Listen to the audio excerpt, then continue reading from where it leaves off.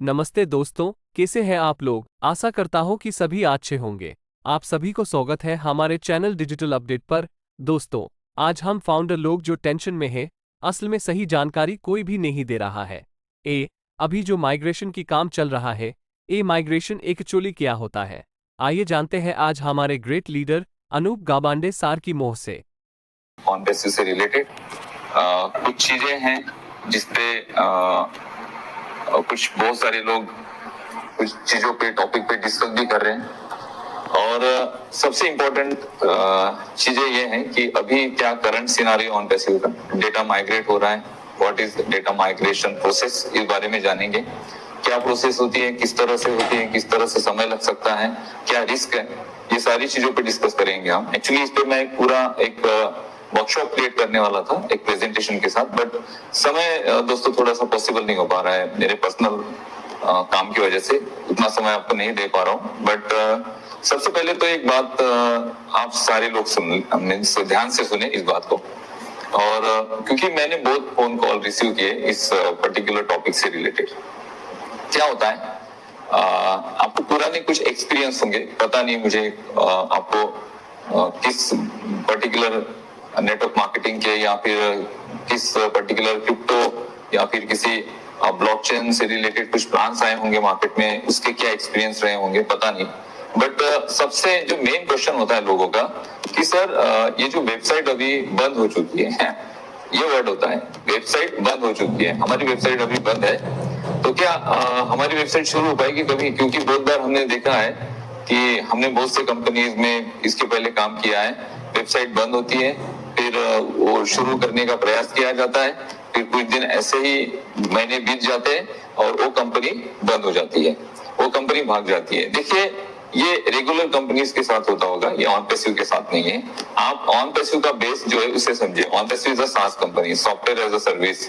हम मार्केट में सॉफ्टवेयर की सर्विसेज दे रहे हैं और डिजिटल टेक्नोलॉजी के साथ हमने एआई को इंटीग्रेट किया है और बहुत ज्यादा अफोर्डेबल प्राइस में हम मार्केट को ऐसे प्रोडक्ट दे रहे हैं जो मार्केट की नीड है।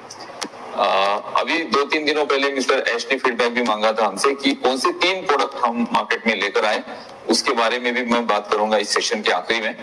तो सबसे पहले हम चलते हैं डेटा माइग्रेशन क्या होता है। सबसे पहले इसे आपको जानना जरूरी है, और कंफ्यूजन है बहुत सारे कि भाई ये डेटा माइग्रेशन क्या है, क्यों किया जा रहा है, कितना समय लगेगा, और हमारी वेबसाइट बंद है, हम वो कनेक्ट को एक्सेस नहीं कर पा रहे हैं, और डर भी है बहुत सारे लोगों के मन में कि अभी एक माइग्रेशन प्रोसेस कंपनी इस वक्त कर रही है और वेबसाइट्स को डाउन टाइम पे रखा गया है, वेबसाइट्स को हम लॉगिन नहीं कर पा रहे हैं, हमारे ओएस में हम वेबसाइट पे नहीं जा पा रहे, तो मे भी हो सकता है कि हम आगे नहीं बढ़ पाएंगे, और बहुत सारे रूमर्स भी फैलते हैं इस दौरान।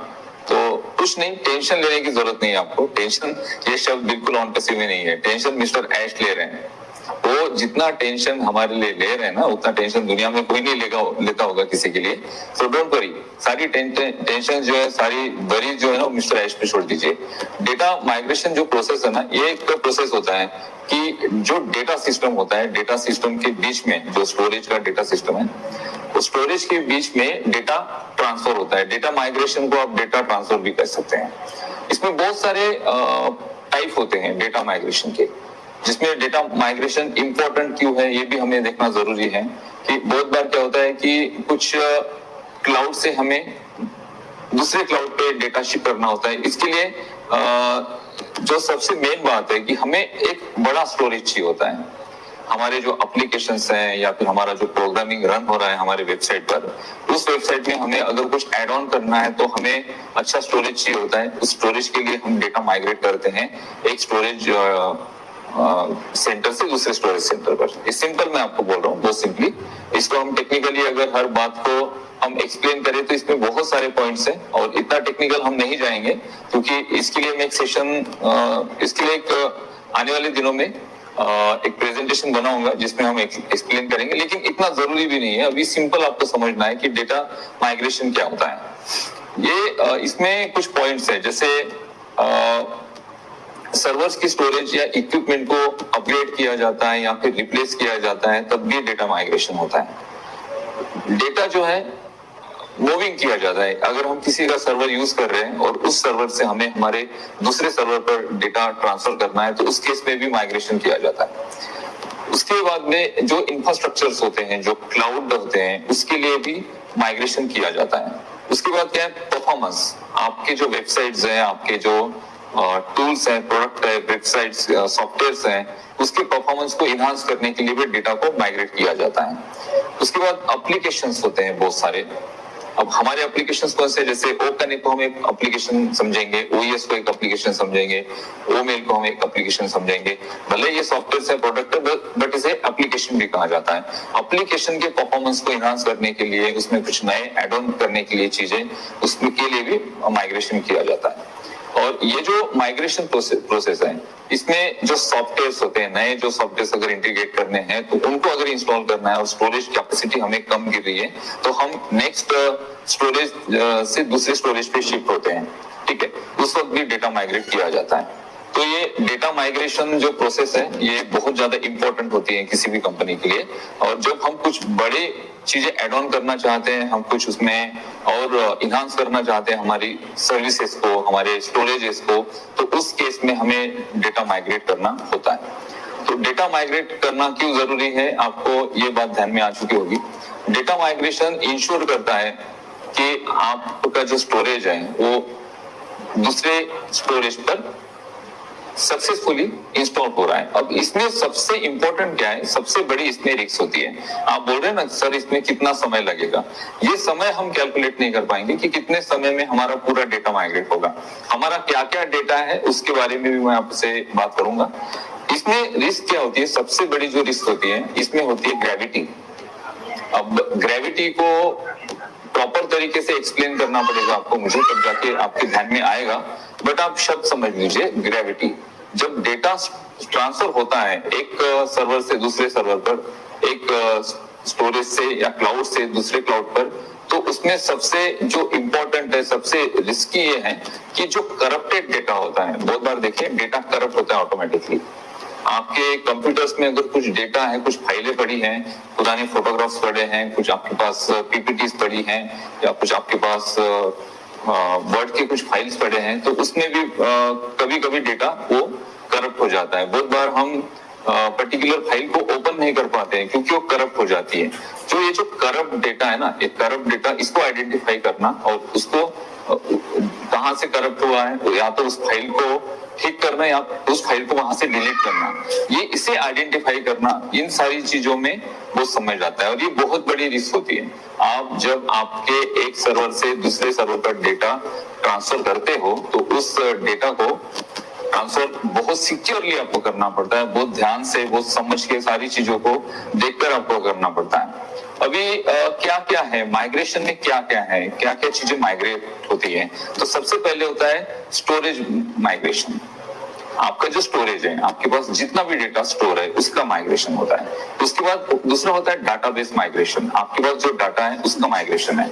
उसके बाद एप्लीकेशंस, आपके वेबसाइट्स के साथ कौन सी एप्लीकेशन इंटीग्रेट है उसका माइग्रेशन। उसके बाद क्लाउड माइग्रेशन, ये सारे माइग्रेशन के प्रोसेस है। उसके बाद होता है बिजनेस माइग्रेशन। आपका अगर कोई बिजनेस है तो उसको भी आप पूरा माइग्रेट करते हैं दूसरे किसी साइट पर। तो ये माइग्रेशन के कुछ टाइप्स है। तो हम क्या क्या माइग्रेट कर रहे हैं, हम ओएस से या फिर हमारे इकोसिस्टम से या फिर ऑन-प्रेमिस क्या माइग्रेट कर रहा है, और ये डेटा कितना बड़ा है, इस डेटा को आप समझिए।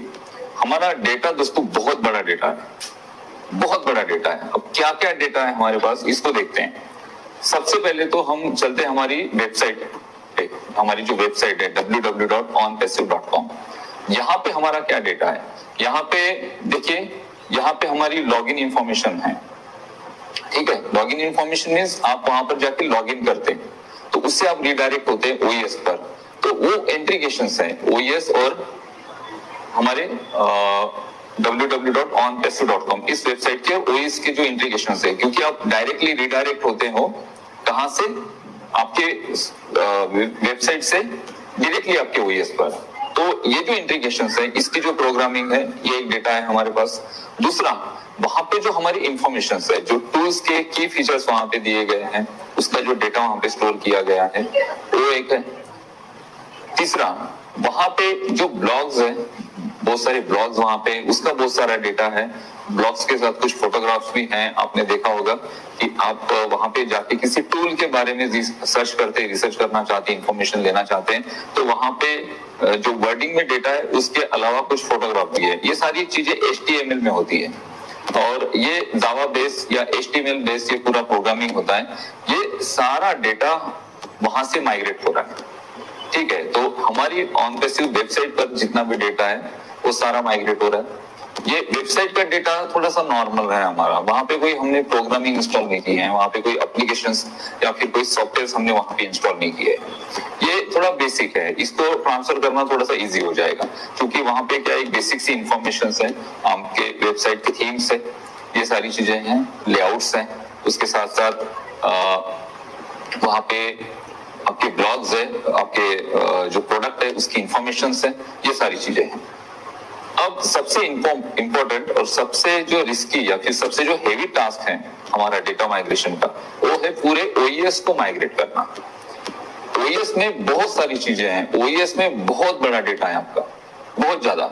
OES में क्या क्या डेटा है हम देखते हैं। सबसे पहले तो OES का प्रोग्रामिंग, OES को जिस तरह से डिजाइन किया गया है, जिस तरह से उसके लेआउट्स है, वो OES का पूरा प्रोग्रामिंग माइग्रेट हो रहा है, ठीक है। जिस तरह से आप OES पे जाते हो, डैशबोर्ड आ जाता है, वहां पर अलग अलग एप्लीकेशंस में आप जाते हैं। आप अगर OConnect को परचेस करना चाहते हैं तो आप मार्केट प्लेस में जाते हैं, वहां पर परचेस को क्लिक करते हैं, फिर OConnect के पेज पर जाते हैं, वहां पे उसे सब्सक्राइब करते हैं, पेमेंट प्रोसेसर के पेज पे जाते हैं। ये पूरी प्रोग्रामिंग है। आप ONET को क्लिक करते हो तो रिडायरेक्ट होते हो आप दूसरे टैब पर, जहां पर पूरा ONET ओपन हो जाता है और ONET पर बहुत सारा डेटा है। तो ये सारी चीजें, यानी सबसे पहले हमारा डेटा माइग्रेट हो रहा है OES पे, जो हमारी प्रोग्रामिंग है वो। दूसरा हमारे पास है एप्लीकेशन का डेटा। अब वहां पे कौन सी एप्लीकेशन इंस्टॉल्ड है जो कंपनी ने वहां पर इंटीग्रेट की है। सबसे पहले है हमारा ओमेल। ओमेल में क्या क्या है, ओमेल में पूरा डेटा, आपने जो ओमेल बनाया है वो डेटा, साथ ही साथ आपने अगर ओमेल से किसी को मेल किया होगा, किसी को वीडियो मेल किया होगा, वो सारे जो आपने वहां से मेल सेंड किए वो सारे मेल्स वहां पे हैं। इसके अलावा आपने वहां पे किसी का मेल रिसीव किया होगा, तो उस मेल में क्या आपने रिसीव किया, क्या वहां पर फॉर्मेट है, वो सारा डेटा। इसके अलावा वो मेल में आपने कुछ प्रोफाइल में कुछ अपनी चीजें ऐड की होगी, वो सारा डेटा। यानी एक सॉफ्टवेयर के अंदर आपने जो जो एक्टिविटी की, आपके पर्टिकुलर अकाउंट की बात कर रहा हूं मैं, ऐसे कितने सारे अकाउंट है, हजारों लोगों ने ओमेल्स पे अपने अकाउंट बनाए हैं और वहां पे हजारों लोगों ने अपने मेल सेंड किए हैं, साथ ही साथ वहां पर मेल रिसीव किए हैं। तो हर एक अकाउंट का एक इंडिविजुअल डेटा है, इस बात को समझिए। मेरे अकाउंट का डेटा इंडिविजुअल है, अजय जी के अकाउंट का डेटा इंडिविजुअल है, भाटकर जी के, जितिन भाई के अकाउंट का जो डेटा है इंडिविजुअल है, क्योंकि वहां पे उनकी एक्टिविटी के थ्रू वो डेटा जनरेट हुआ है, वो सारा डेटा माइग्रेट हो रहा है। वहां पे कुछ मिसमैच नहीं होगा, क्योंकि जब हम माइग्रेट हो जाएंगे और मैंने अगर किसी को मेल सेंड किया है तो वो मेल मेरा फॉरवर्ड में वहां पे होना चाहिए। कंपनी को इस बात का ध्यान रखना है, और कोई भी कंपनी इस बात का ध्यान रखती है कि भाई ये जो कस्टमर है, इनके इंडिविजुअल अकाउंट पे इन्होंने जो एक्टिविटी की है पर्टिकुलर सॉफ्टवेयर के साथ, तो वो एक्टिविटी भी वहां पे शो होनी चाहिए जब डेटा ट्रांसफर हो रहा है। नेक्स्ट जहां पे स्टोर होगा वहां पे वो सारी चीजें दिखनी चाहिए। तो ओ मेल में ये सारी चीजें हैं। उसके बाद ओ ट्रिम पे हम चलते हैं। ओ ट्रिम में आपने अभी तक कौन से लिंक्स को ट्रिम किया, कस्टमाइज किया, कस्टम नेम दिया, उसके साथ साथ आपके लिंक पर कौन से क्लिक्स आए, कौन से कंट्री से आए, कौन से रीजन से आए, जो वहां पर सारी इंफॉर्मेशन जनरेट होती है, ये सारा डेटा। ऐसा नहीं है कि सिर्फ ओ ट्रिम ही जस्ट वहां से माइग्रेट होगा। ओ ट्रिम के साथ हर किसी का इंडिविजुअल डेटा माइग्रेट होगा। मैंने बहुत सारी लिंक्स को ट्रिम किया है तो वहां पे उसकी हिस्ट्री है, तो जब डेटा माइग्रेट होगा तो मुझे वो हिस्ट्री वहां पर दिखनी चाहिए। तो आप सोचिए कि एक सॉफ्टवेयर के अंदर कितना डेटा है, ठीक है। हम पहले डेटा की बात करते हैं, कितना डेटा है। इसके साथ वो जो पर्टिकुलर सॉफ्टवेयर है, जैसे ओ मेल की हम बात करते हैं या फिर हम बात करते हैं ओ ट्रिम की, तो ओ मेल का जो प्रोग्रामिंग है, ओ मेल को जिस तरह से डिजाइन किया गया, लेआउट किया गया, तो ओ मेल का जो पूरा प्रोग्रामिंग है वो भी माइग्रेट हो रहा है, वो भी ट्रांसफर हो रहा है।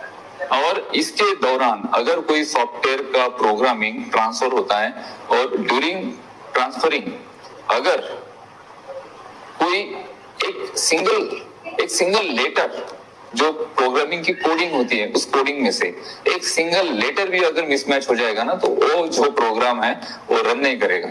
समझिए, अगर आपके ओ मेल का जो डेटा है, मींस ओ मेल का जो प्रोग्रामिंग का डेटा है, उसकी जो कोडिंग है, उस कोडिंग में से अगर 2-3 लेटर या डॉट्स भी मिस हो जाते हैं तो पूरा की पूरा ओ मेल वर्क नहीं करेगा। तो इस बात को बहुत ध्यान से किया जाता है कि जो डेटा ट्रांसफर हो रहा है, ये पूरा डेटा एज इट इज जैसा है वैसे की वैसा ट्रांसफर हो, और ट्रांसफर होने के बाद फिर उसमें वो प्रोग्राम रन हो रहा है या नहीं हो रहा है, इस बात को भी देखना पड़ता है। ठीक है, उसके बाद नेक्स्ट हमारा डेटा है ओनेट। ओनेट पे बहुत सारे लोगों ने अपनी प्रोफाइल्स बनाई हैं, अपने नाम वहां पर है, उनके फोटोज वहां पे उन्होंने प्रोफाइल फोटो में लगाए हैं। साथ ही साथ बहुत सारे लोगों ने वहां पे पोस्ट की है, वहां पे किसी ने पॉडकास्ट क्रिएट किया होगा, रिकॉर्डिंग की होगी अपनी वॉइस की, पॉडकास्ट है वहां पे। साथ ही साथ वहां पे बहुत सारे लोगों ने ब्लॉग्स बनाए हैं, बहुत सारे लोगों ने अपने फोटोज और कुछ पोस्ट वहां पे की है। तो ये पूरा डेटा ओनेट में आपने जो जो एक्टिविटी की है, इवन आपने वहां पर आपका जो प्रोफाइल बनाया है, उसमें प्रोफाइल में जो आपने इंफॉर्मेशन डाली है, जो भी आपका नाम है, आपका मोबाइल नंबर होगा, या फिर आपकी जो एजुकेशन, ये बहुत सारी इंफॉर्मेशन वहां पे मांगी जाती है। ये सारी इंफॉर्मेशन जो आपने वहां पर फिल की है, वो सारा डेटा, ये सारा डेटा भी माइग्रेट हो रहा है। साथ ही साथ जो ओनेट है उसका पूरा प्रोग्रामिंग माइग्रेट हो रहा है। ठीक है, तीसरी बात है हमारे पास ओ कनेक्ट। ओ कनेक्ट हमारा बहुत हाई रेजोल्यूशन मीडिया सॉफ्टवेयर है, बहुत हाई रेजोल्यूशन।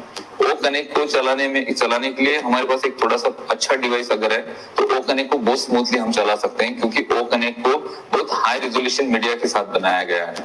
अब ओ कनेक्ट की कितनी सारी प्रोग्रामिंग है, पूरे सॉफ्टवेयर की एक प्रोग्रामिंग है ओ कनेक्ट की। तो ओ कनेक्ट की पूरी सॉफ्टवेयर की प्रोग्रामिंग वहां पे माइग्रेट हो रही है, जिसमें ओ कनेक्ट जो आपका चलता है, जब आप ओ कनेक्ट को क्लिक करते हो तो ओ कनेक्ट जो रन होता है, वहां पे जो 24 फीचर्स हैं उसे आप यूज करते हैं। हर एक फीचर का अलग अलग काम है। वहां पे अगर आप बैकग्राउंड चेंज करना चाहते हैं तो उसको क्लिक करेंगे तो वो फीचर वहां पे वर्क करना चाहिए। वहां पे अगर आप टिकर क्रिएट करना चाहते हैं, वो फीचर को क्लिक करते हैं तो वो भी वर्क करना चाहिए। कब? जब ये माइग्रेशन प्रोसेस होगी पूरी। जब माइग्रेशन प्रोसेस कंप्लीट होगी तो आपका जो ओ कनेक्ट है, जो आप इसके पहले यूज करते थे, वो एज इट इज आपको वहां पर रन होना चाहिए, एज इट इज वहां पे चलना चाहिए। उसकी तो पूरी प्रोग्रामिंग, जो भी प्रोग्रामिंग है ना, सारे टूल्स के लिए उसके अंदर के जो एक एक फीचर दिए गए हैं, 24 फीचर्स की, हर एक फीचर्स की अलग प्रोग्रामिंग है। ऐसा मत समझिए। ओ कनेक्ट खुद एक प्रोग्राम है, और ओ कनेक्ट में बहुत सारी प्रोग्रामिंग की गई है। आपको लगता होगा कि मैं भाई वहां पे सिंपली जाता हूँ और वहां पे मैं एक पोल क्लिक करता हूँ, या फिर मैं वहां पे सेटिंग में जो रिजोल्यूशन है कैमरा की उसको सेट करता हूँ, ऑडियो को सेट करता हूँ, तो हर एक फीचर वहां पे जो दिया गया है, इवन आपके जो पार्टिसिपेंट्स वहां पे आ रहे हैं, कितने लोग वहां पे आपकी मीटिंग में अटेंड है, कितने लोगों को आपने होस्ट बनाया है, ये सारी प्रोग्रामिंग है। हर चीज की अलग अलग प्रोग्रामिंग है, और हर प्रोग्रामिंग का एक इंडिविजुअल डेटा होता है। तो वो कनेक्ट एक अपने आप में बहुत बड़ा एक डेटा है, और उस डेटा के अंदर बहुत सारा डेटा है, और उसके अंदर भी बहुत छोटी छोटी चीजें हैं। तो ये सारी चीजें माइग्रेट हो रही है, ये सारा डेटा माइग्रेट हो रहा है। ठीक है, तो इसमें मिसमैच नहीं होना चाहिए। अगर थोड़ा सा भी इसमें मिसिंग होता है, कुछ थोड़ा सा भी इसमें प्रोग्रामिंग में कुछ प्रॉब्लम होते हैं, डेटा माइग्रेट करते करते अगर कोई फाइल करप्ट हो जाती है, एग्जांपल कोई फाइल या कोई एक कोडिंग भी करप्ट हो जाती है, तो वो डेटा उस तरह से रन नहीं होगा। डेटा अगर रन नहीं होगा तो सॉफ्टवेयर आपका रन नहीं होगा। प्रोग्राम, ये प्रोसेस इतनी सिंपल नहीं है। डेटा माइग्रेशन, डेटा ट्रांसफर, बोलने में शब्द बहुत इजी है कि भाई डेटा हम ट्रांसफर कर रहे हैं, हम शिफ्ट कर रहे हैं, बट हम जब शिफ्ट कर रहे हैं तो हमें बहुत सी बातों का ध्यान रखना जरूरी होता है कि हमारा जो डेटा माइग्रेट हो रहा है उसमें कुछ फाइल्स करप्ट ना हो। अगर वहां पे कुछ कोडिंग मिसमैच हो जाती है तो प्रोग्रामिंग रन नहीं करेगा। और हमारा जो इकोसिस्टम है, जिसका नाम ऑनपेसिव इकोसिस्टम दिया गया है, उसमें बहुत बड़ा डेटा है दोस्तों, बहुत बड़ी प्रोग्रामिंग है, बहुत सारी कोडिंग्स है। बहुत ज्यादा टेक्निकल बेस से मैं आपको इस बात को एक्सप्लेन नहीं करूंगा, बट सिंपल समझिए कि हमारा जो डेटा है ना, बहुत बड़ा डेटा है। इस डेटा में जो प्रोग्रामिंग है ना, वो बहुत क्रिटिकल प्रोग्रामिंग है। उसमें से कुछ चीजें अगर मिस हो जाती है तो प्रोग्राम रन नहीं होगा, पूरा सॉफ्टवेयर रन नहीं होगा। और उस केस में उसको अरेंज करना, उसको प्रॉपर तरीके से री इंस्टॉल करना, उसके बाद उसको रन कर देखना, सारे फीचर्स पूरी तरह से वर्क कर रहे हैं या नहीं कर रहे हैं, इन चीजों को देखना, इन सारी चीजों के लिए थोड़ा समय लगेगा। समय कितना लगेगा इस बात को हम अभी नहीं कैलकुलेट कर पाएंगे, क्योंकि डिपेंड करता है कि डेटा माइग्रेट होने के बाद सारे प्रोग्रामिंग किस तरह से वहां पे इंस्टॉल हुए, किस तरह से वहां पे रन हुए हैं, और वहां पे जो डेटा माइग्रेट हुआ है उसमें से कुछ डेटा मिसमैच तो नहीं हुआ। क्योंकि आपका सिंगल मेल, आपने अगर जीमेल से किसी को मेल भेजा है तो वो नए सर्वर पे आपका वो मेल जो आपने वहां पर भेजा है और उसकी हिस्ट्री भी वहां पे आपको मिलनी चाहिए। ठीक है, उसके बाद हमारे विड्रॉल्स हैं, किसको विड्रॉल रिसीव हुए नहीं हुए, और बहुत सारी इंफॉर्मेशन हैं। कुछ लोगों ने केवाईसी भी वहां पे की थी, आधार कार्ड अपलोड किए थे। अभी लास्ट टाइम जो हमें बिलिंग एड्रेस का ऑप्शन मिला तो वहां पे बहुत सारे लोगों ने अपनी बिलिंग एड्रेस की इंफॉर्मेशन डाली, यानी वो भी डेटा उसमें डाला गया। तो इन सारे डेटा को कंपनी प्रॉपर तरीके से माइग्रेट करनी है। मैं आपको एक ही सजेशन दूंगा, आपको बिल्कुल यहाँ पे पैनिक होने की जरूरत नहीं है। इस बात को तो आपके माइंड से निकाल दो कि भाई जब भी कोई वेबसाइट बंद होती है तो उसके बाद कंपनी बंद होती है। वो रेगुलर कंपनीज के लिए, ऑन पैसिव के लिए नहीं है। ऑन पैसिव एक बहुत बड़े विजन के साथ है मार्केट में, सॉफ्टवेयर एज अ सर्विस। हम एक कंपनी है, हम मार्केट में सॉफ्टवेयर की सर्विसेज दे रहे हैं। पूरी दुनिया को हम एक ऐसे बिजनेस मॉडल के साथ जोड़ रहे हैं जो बिजनेस मॉडल हर किसी को यहाँ पर सक्सेसफुल बनाएगा।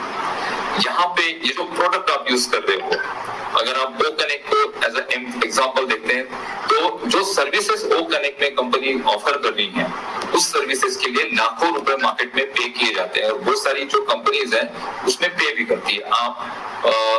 आपने देखा होगा, एग्जांपल हम जो जूम को यूज करते हैं तो $6,490 का जूम का सब्सक्रिप्शन है 10,000 पार्टिसिपेंट्स के लिए, और हम $250 में 10,000 की कैपेसिटी दे रहे हैं पार्टिसिपेंट्स की, और 3 महीने के लिए।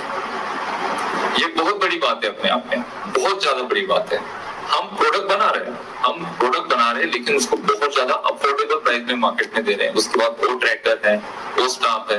मिस्टर ऐश ने जो फीडबैक मांगा था, तो मेरा पर्सनल मैं फीडबैक बताता हूँ आपको कि ऐसे कौन से 3 प्रोडक्ट लॉन्च होने चाहिए, या फिर ऐसे कौन से 3 प्रोडक्ट है जिनको प्रायोरिटी पर लेना चाहिए। तो सबसे पहले मैं कहूंगा ओ वेरीफाई, क्योंकि वेरिफिकेशन प्रोसेस बहुत ज्यादा इंपॉर्टेंट है आपके नेक्स्ट एक्टिविटी के लिए। तो ओ वेरीफाई।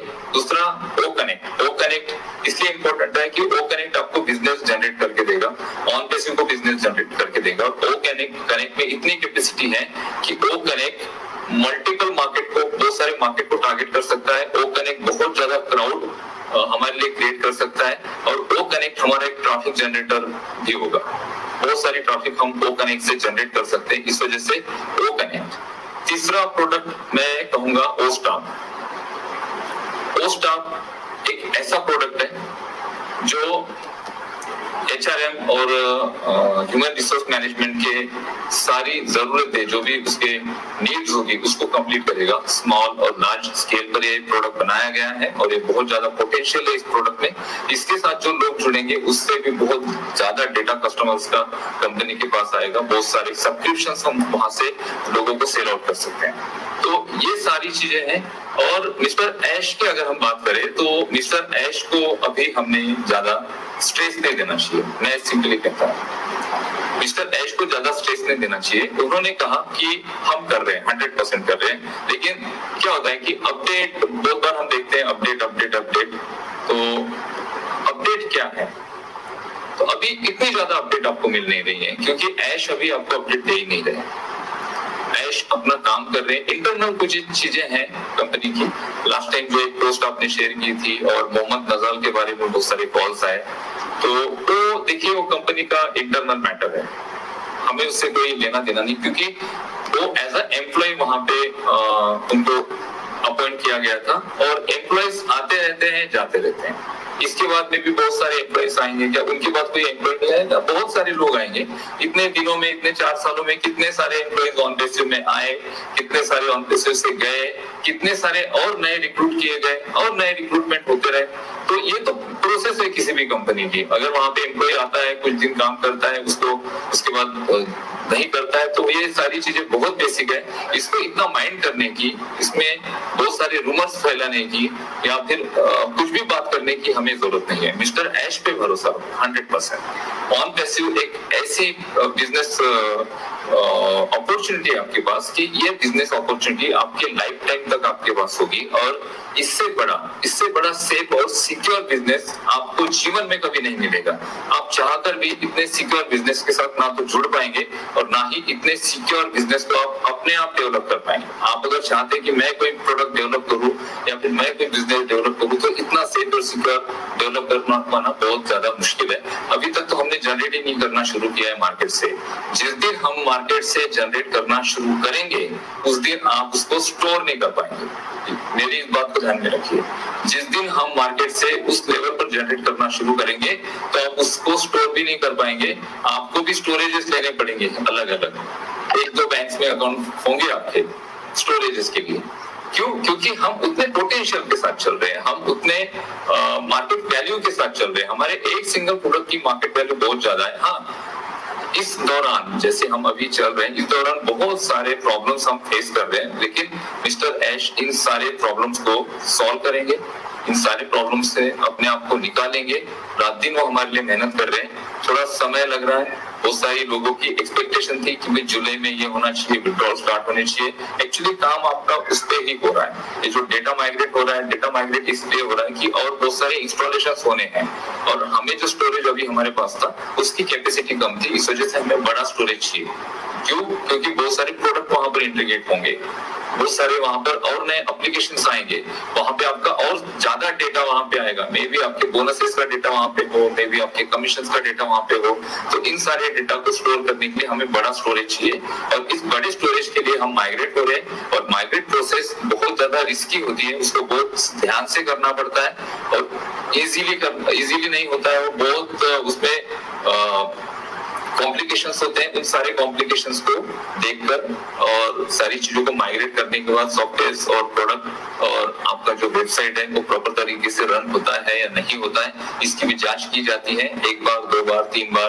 बहुत बार क्या होता है कि हमने इंस्टॉल कर दिया बट वो प्रोग्राम रन ही नहीं हुआ। बहुत बार हम जो हमारे लैपटॉप में या कंप्यूटर में बहुत बार हम सॉफ्टवेयर को इंस्टॉल करते हैं, और जब उसको रन करना शुरू करते हैं तो रन नहीं होता है। बहुत बार आप जाते हो तो कोई वेबसाइट होती है तो वेबसाइट ओपन नहीं होती है बहुत समय तक, क्योंकि उसकी प्रोग्रामिंग में कुछ ऐसी चीजें हैं या कुछ ऐसे करप्ट फाइल वहां पे हुई है कि उस वजह से वो पूरा प्रोग्राम डिस्टर्ब हुआ और आप उसे रन नहीं कर पा रहे।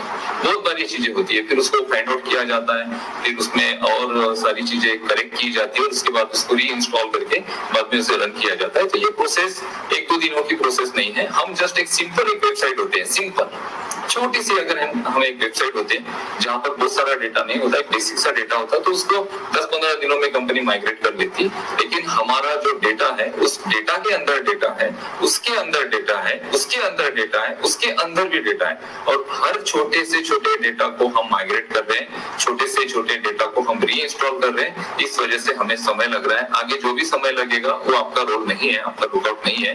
और ये माइग्रेशन प्रोसेस कंप्लीट होने के बाद ये सारे जो हमारा इकोसिस्टम है प्रॉपर तरीके से रन होने के बाद फिर आगे की प्रोसेस कंपनी शुरू करेगी।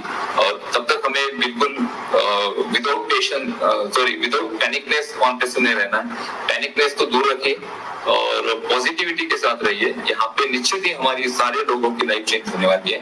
जो भी सिचुएशन हो ऑन पैसिव में, कुछ भी हो जाए, कितना भी लोग कोई भी रूमर फैलाए, कोई कुछ भी आकर बोले, ऑन पैसिव रन होगी।